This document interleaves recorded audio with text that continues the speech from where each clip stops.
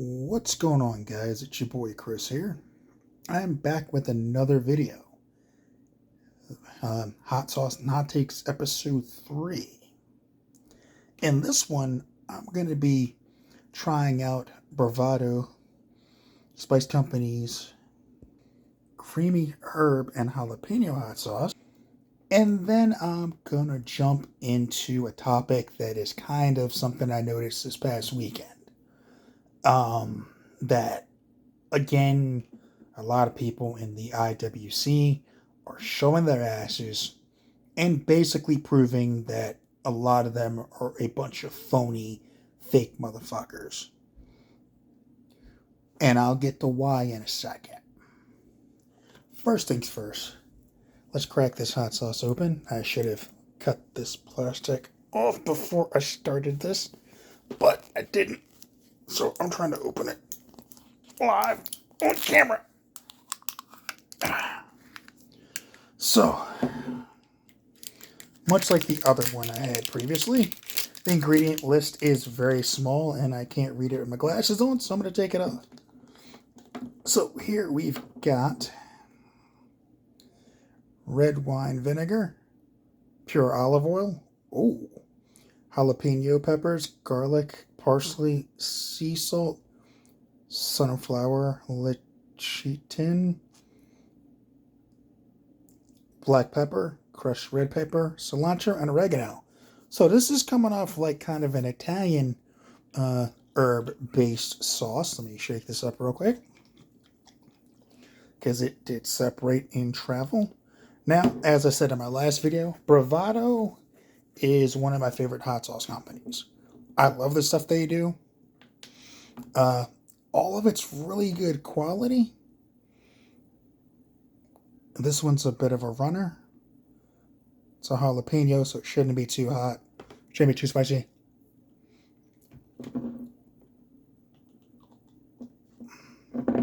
So it's got good flavor from that little dip I just did. Coming off the bottle. Like I said, no one uses but me, so I can lick the bottles or whatever. So here it goes. Here it is on the spoon. And now we're going to try it.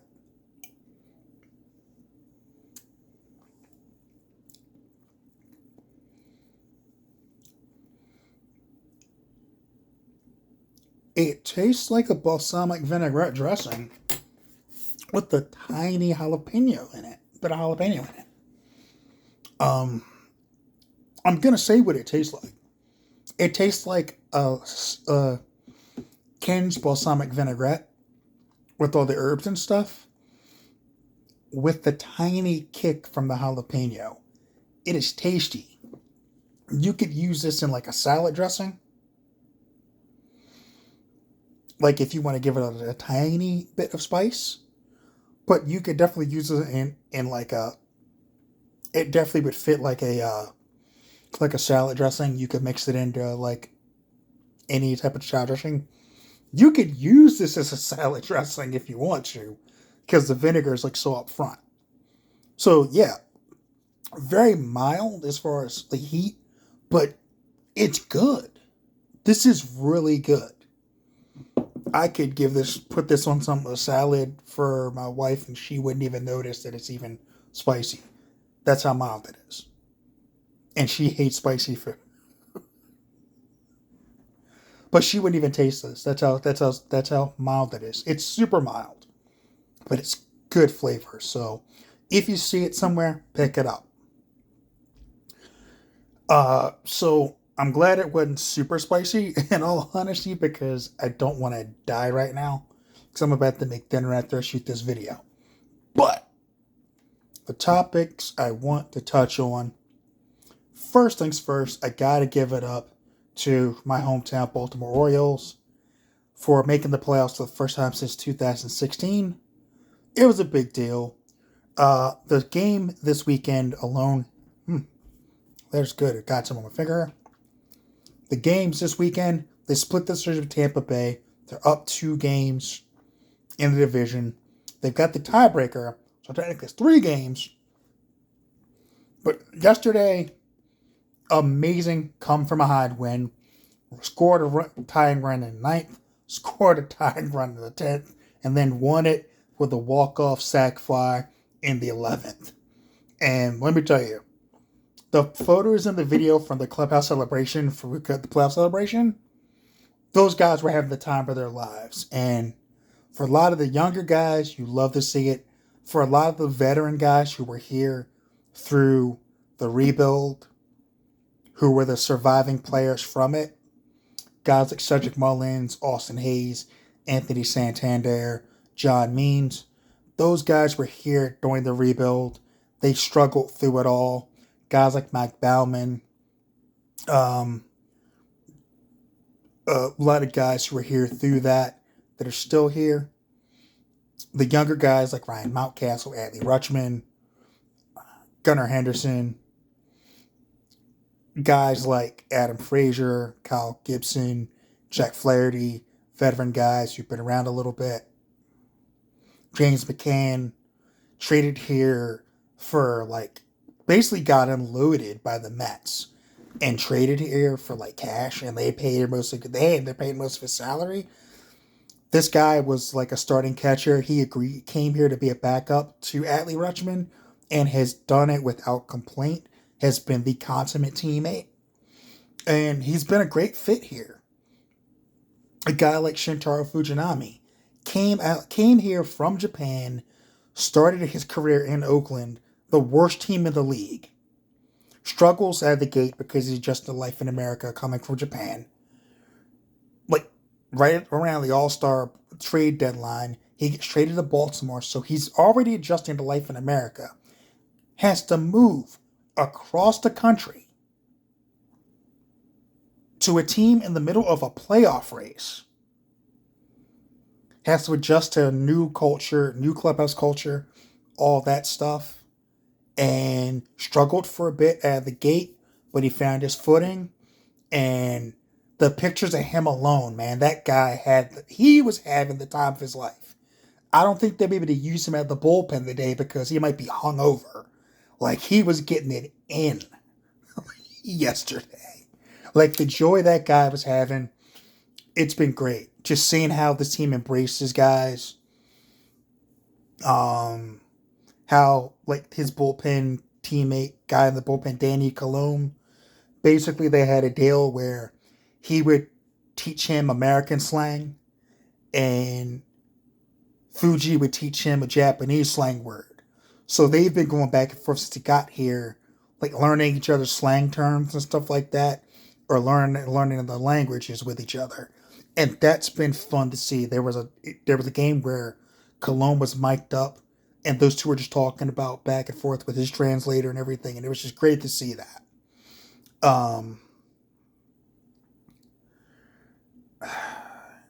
I want to talk about Jack Flaherty for a minute. And the reason I want to touch on him before I get to what I really want to talk about here, but I want to talk about him for a minute. And this goes out to all my fellow Orioles fans. Yesterday, he was talking about everything and about making the postseason, and he was talking about it in the stance of kind of they did this instead of we. I hope that somebody pulls him up and says, "Hey, Jack, bro, we can't do this without you. Forget about everything else. You're here now. You're one of our guys. You did this just as much as we did. Yeah, you struggled. Doesn't matter. You're with us, and we can't go the rest of the way without you." And Birdland, my fellow Orioles fans, what we need to do, we need to rally up around this guy and make it known, the same thing known. Yes, he's struggling, but real talk, we can't win in the postseason or win this division without him doing his thing. We can't win without Jack Flaherty. We can't win in the playoffs without Jack Flaherty. We got a veteran arm for a fucking reason, and we need him. So, every time he's on the mound, rally up around him. Cheer him on. That's what we got to do. We got to make him feel like he's one of us, because he is one of us now. Doesn't matter if he was a Cardinal before he came here. He's an Oriole now. Doesn't matter if you were an A, if you were a Twin, whatever. Doesn't matter. You're an Orange and Black now. You're a part of this. No matter what happens this season with the rest of the way, he's a part of this. It doesn't matter when he got here. He's a part of the success of this team. Everybody that's here was a part of this. The guys who aren't here right now that got sent down to the minors. Cole Irvin, Nick Vespi, Colton Cowser, Joey Ortiz, Bruce Zimmerman, all those guys who spent time on the Major League roster. Every last one of them shares in the success this team had. And we aren't where we are. Making the playoffs the first time in 7 years. Without everybody that contributed to this team this year. So as much as it is for the guys that are on the Major League roster right now, those guys played a role in this too. And they cannot be forgotten.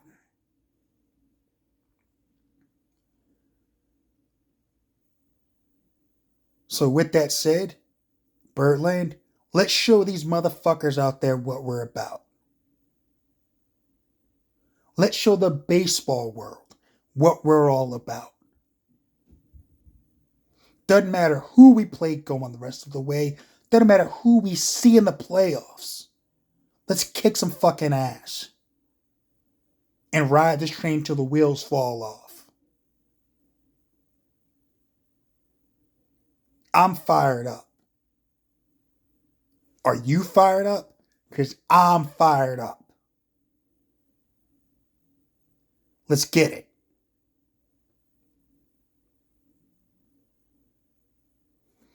Now on to the main event.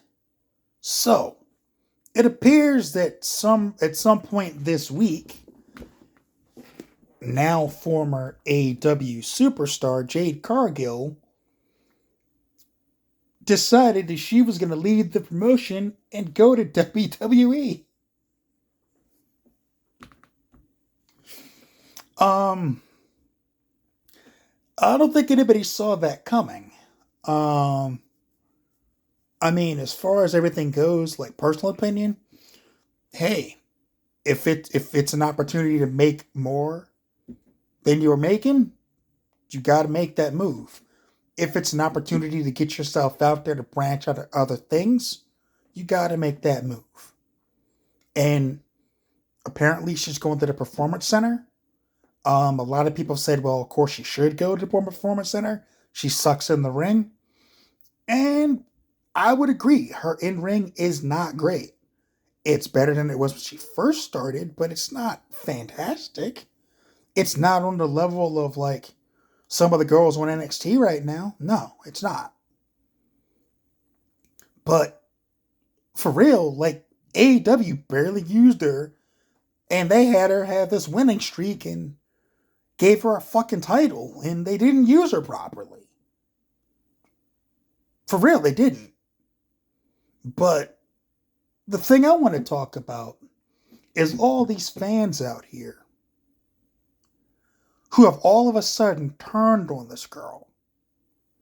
Turned on this woman. Oh, she wasn't that good anyway. Blah, blah, blah, blah, blah, blah. Y'all weren't saying that shit when she started. Y'all were talking about, oh man, she's a fucking superstar. Oh man, look at her. She's built like Storm from the X-Men. And she is. Like, she's literally cosplayed as Storm. And she looked like the fucking character from the comics. Like, she's got a great look. She looks like a superstar. She has the charisma of a superstar. All that's true. The only thing she lacks is the solid mic skills to get over that weren't really honed in AEW, and her in-ring wrestling skill, which she needs to work on. Because in WWE, there are girls in NXT that would eat her alive in the ring. And that's not even talking about her getting in the ring with Bianca Belair, Charlotte, Asuka, Bayley, or Becky Lynch. It wouldn't, Zoe Stark and them, like Nikki Cross, Piper Niven, they would, Rhea Ripley, they would annihilate her in the ring. They would lap her. Okay? Real talk. Fucking Roxanne Perez and Tiffany Stratton would lap her right now. That's the truth. It's not hating on her because she's like, it's just stating the truth. And the fact that she's going to the Performance Center means that she knows it. But again, my issue is all these fans who are now turning on her, and quite frankly, a lot of the comments about her being outright fucking racist. Like, the fact that none of them dropped an N-bomb on her is a fucking miracle, and I'm waiting to see that shit pop up somewhere. Because that's the type of toxic shit that when we talk about AEW fans being a bunch of mouth-breathing morons, that's the shit we're talking about. The same people that turned on Cody Rhodes when he left. Like, fuck Cody. Okay.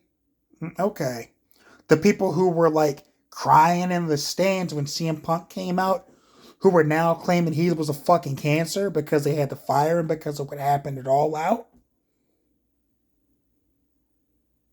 The same people that did all that talking about those guys, are now turned on Jade Cargill. Let me tell y'all something. You think that other people don't see y'all doing that shit? You think people like Ricky Starks don't see y'all doing that shit? You think Hobbs doesn't see y'all doing that shit? You think a lot of the talent that feels like they're not being used properly in AEW don't see that shit? Because they do. Like, in the past year alone, you've lost one of the founders of the fucking company in Cody Rhodes, your biggest fucking draw as far as viewers and merch sales in CM Punk, and now you lost Jade Cargill, who was one of the bigger female stars you had in AEW. In a year, you've lost all three of these people. But y'all, everything's fine because we had 72,000 people show up at Wembley. Oh, that's great. That's a major accomplishment. And I'll never say anything less. That's a big fucking deal. 72,000 at Wembley Stadium is a big accomplishment. It's not the 81 to 90,000 that Tony Khan was saying it was. And he basically fucking lied. And he got caught. And no one wants to admit that shit. None of these podcasters or journalists who said anything about it want to admit, oh, he fucking lied. Or you're making excuses for his ass. Like a certain guy who was like, oh, the internet fans are going to jerk off to this. Like, nah, dude. He fucking lied.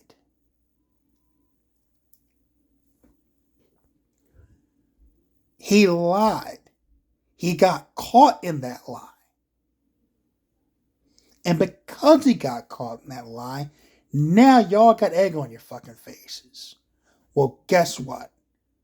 And this goes to another one of those people. Like, one of these people actually had the fucking nerve to come out about what Jade Cargill's making in WWE now. Oh, she's not making the same amount of money as Becky Lynch or Charlotte. No fucking shit. But she's making more than like some of the NXT girls. Again, no fucking shit. I mean, uh, those are obvious things that you just pulled out of your ass, but you try to report as actual news. But good job, Meltzer. Great job putting that out there. Good fucking job.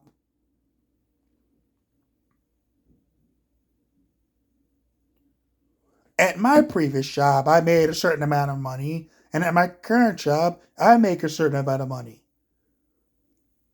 You want to report that too, dipshit?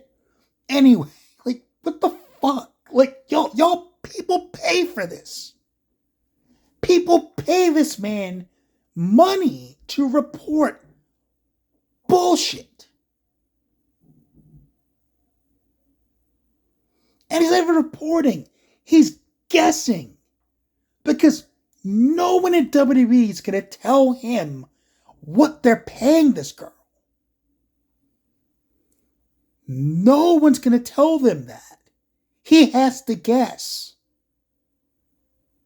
For all we know, which we should know because it's none of our fucking business what they decide to pay her, they could be paying her Becky Lynch or Charlotte Flair money. Maybe they see her value as that much. We don't know. We don't need to know. It's none of our business. And he goes on his show and reports that? And people pay that dude money? Come the fuck on, man. Like, these people, like all these journalists and podcasters who kiss AEW's ass are doing it. It's for the same reason that you see people, softball politicians. It's for access. They don't want to lose access to Tony Khan. They don't want to lose access for the reporting and all that shit. They want to be able to talk to him and be all buddy-buddy with the guy instead of reporting the fucking facts. The fact is, AEW All In did not draw the amount of people that he claimed they did. Because the turnstile count that the government over in England does proves that they didn't have that many people in the fucking arena. And before anybody says this, y'all really believe 10,000 people bought tickets to a show and just decided to not go? 10,000 people. Because again, we're talking, he said 81,000 plus. The actual number was 72,000 plus. So 10,000 people bought tickets to a show and just didn't show up for it? You really believe that?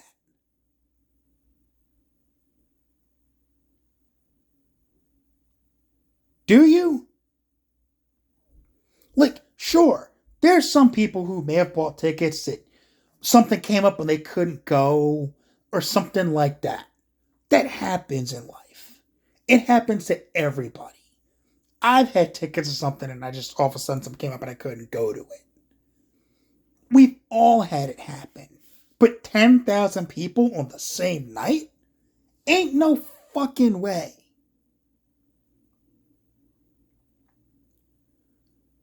People actually made that excuse and I'm like, bruh, come on. Like, you can't possibly believe that.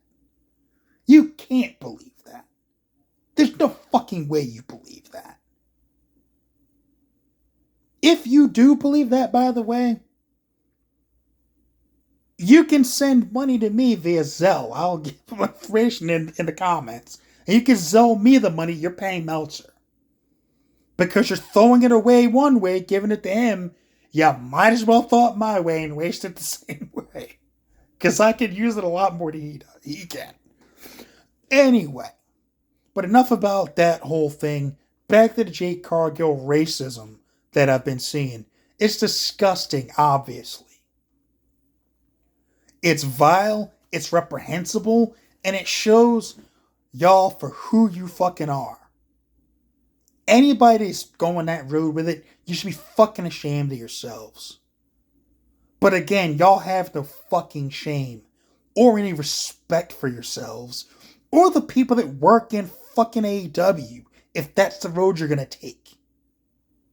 You don't respect the workers that work there. You don't respect the talent that work there.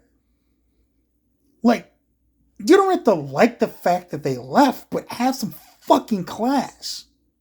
Wish her well. You got to see her. You got to see what she's made of before they did. She's on the come up. Be happy for her.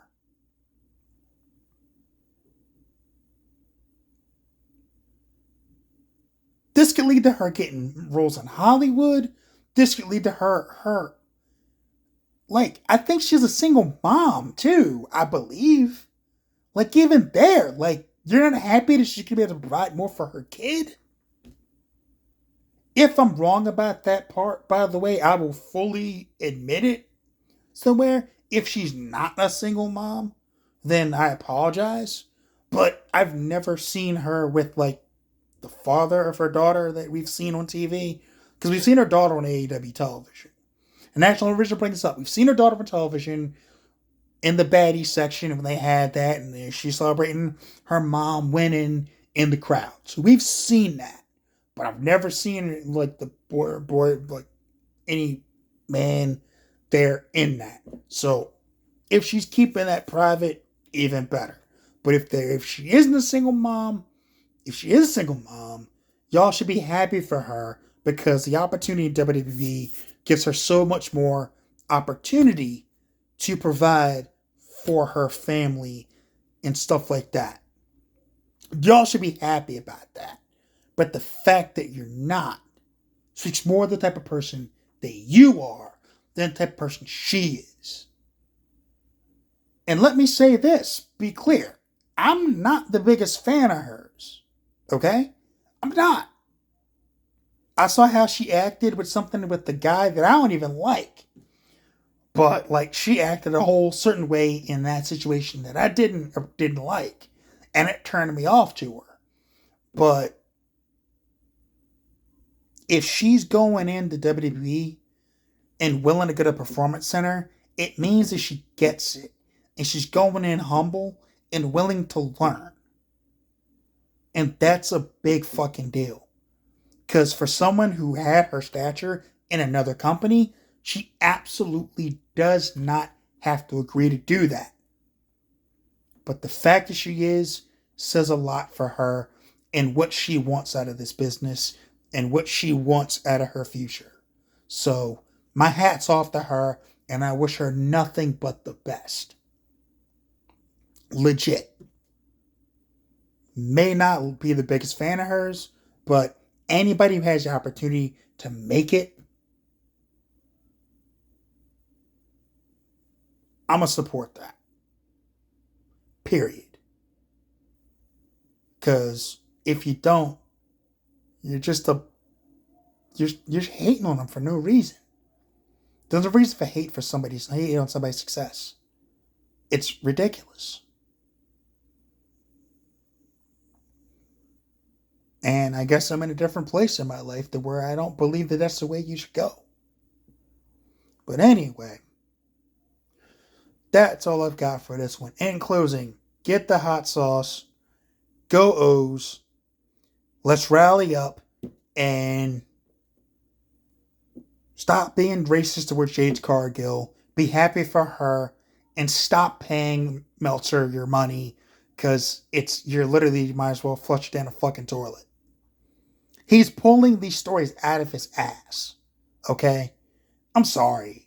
Like, and this is partly based on, you know what? I'm going to admit this. I will fully admit this. The situation I had with Brian Alvarez irked me.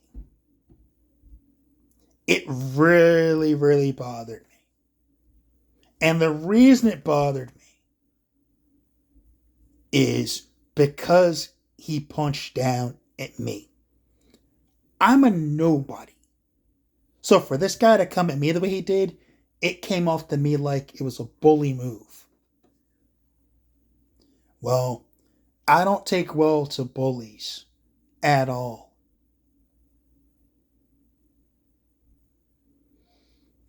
And the support I got from the people that saw what I said, that actually gave a damn enough to not only watch that video, but to give me, support me, or hold me up.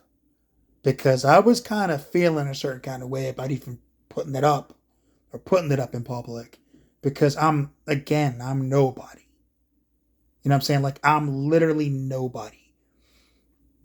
But for people that I respect, that have their own shows and their own podcasts, my friends over at the Bayou Geeks, Fatty, G, and Dirk, uh, the Spitball Media guys, aka formerly Break the Apocalypse, John Draper, Shaheen, and B. Show Brian, um, Jeff Lippman over at Hammerlock Hangover and Garden of Doom, Drew Yari from the Drew Yari Experience, Kevin Castle and a missionary from Wrestling Soup. All those guys, people that I have a ton of respect for, people who inspired me to do what I'm doing right now with this video. They made me feel like, dude, we want more of this. That fire, man, light their asses up. We want more of that. And I went from like feeling a certain kind of way to being inspired.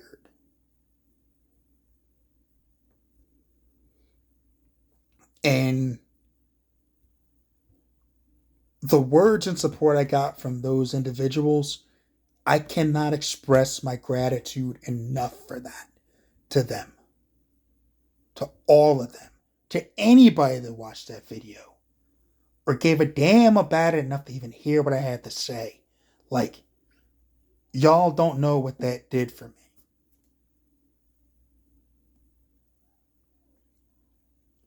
So,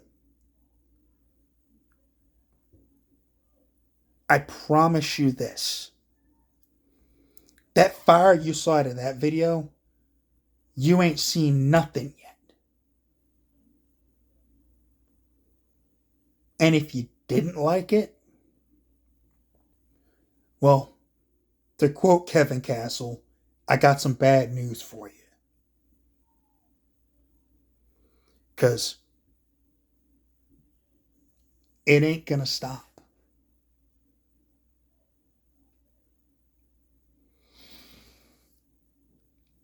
I welcome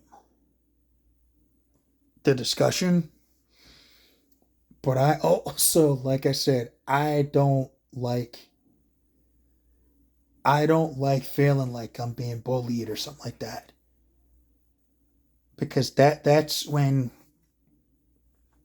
the old bouncer me comes out. That's when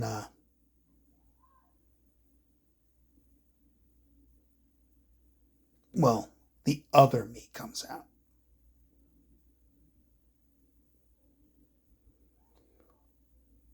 So like I said, stop giving those guys your money.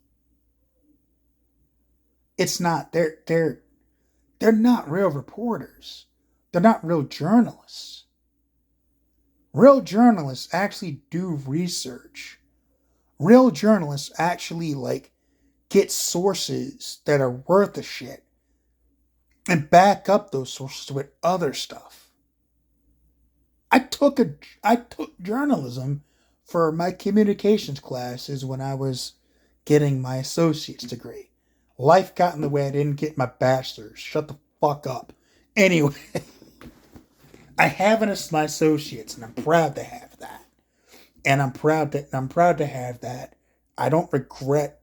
Well, I do regret not getting my bachelor's. Some point, who knows? I may have the time to go back and finish that. But excuse me. The one thing I do know is that before you run with a story, You back it up with something. And those guys, these journalists out there, quote unquote, or some of these podcasters, they don't do shit like that. They just throw shit in the ether and hope it sticks. That's how we got all the punk stuff that started it all in or all out. It's because nobody fact checked anything or did what they were fucking supposed to do before they ran with the fucking rumor. And by the time anybody really did anything, the dude already blew up and it's caused all the shit that happened. When all somebody had to do was go to one of the people involved and say, hey man, did this happen? No, it didn't. I wasn't fired. I'm over here doing this. Oh shit, okay, that's cool. Yeah, tell everybody that and tell them to chill the fuck out. Oh, alright, we'll report that. Thanks for backing it up.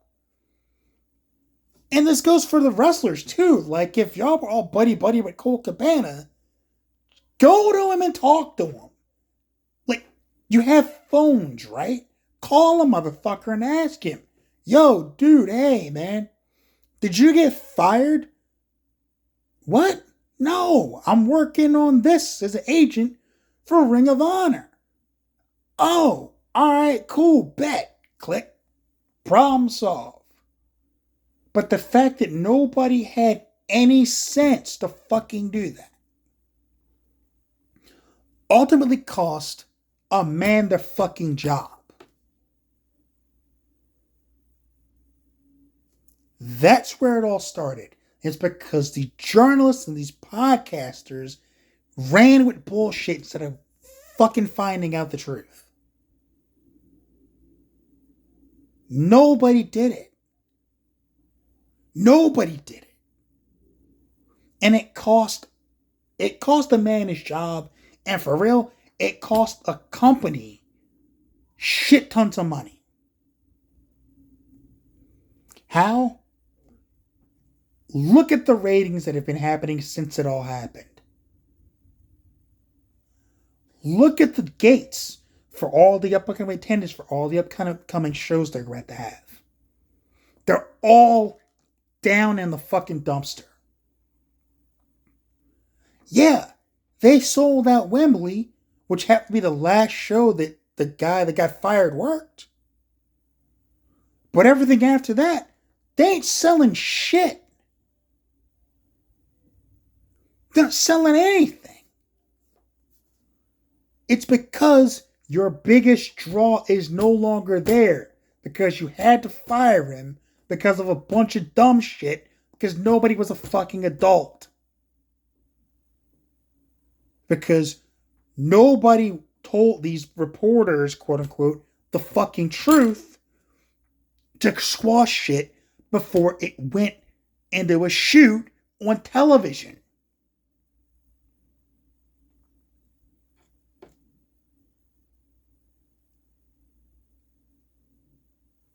Do you understand how the ripple effect works? The one pebble in the water, in the pond, caused a fucking flood somewhere. Stepping on the butterfly caused a whole chain of events to get fucked up.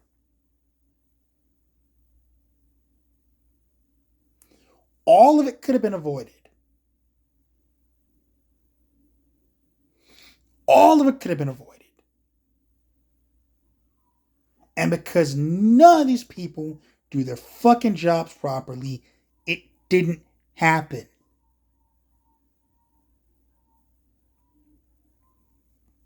So yeah, stop with these people. Or better yet, when it's clear as day that they're lying to you, fucking call them on it. Do what I did with the Jade Cargill salary thing. How the fuck does he know what she's making? He doesn't. And everybody should know he doesn't.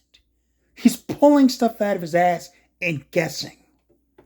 Because no one in their right mind would tell that dude what she's making. No one in their right mind in AEW would have told him what they offer her to stay or what she was making before she left. There's no way anybody did that. And anyone AEW did do that should be fired tomorrow for that shit. Because you're giving the wrong people the wrong type of information.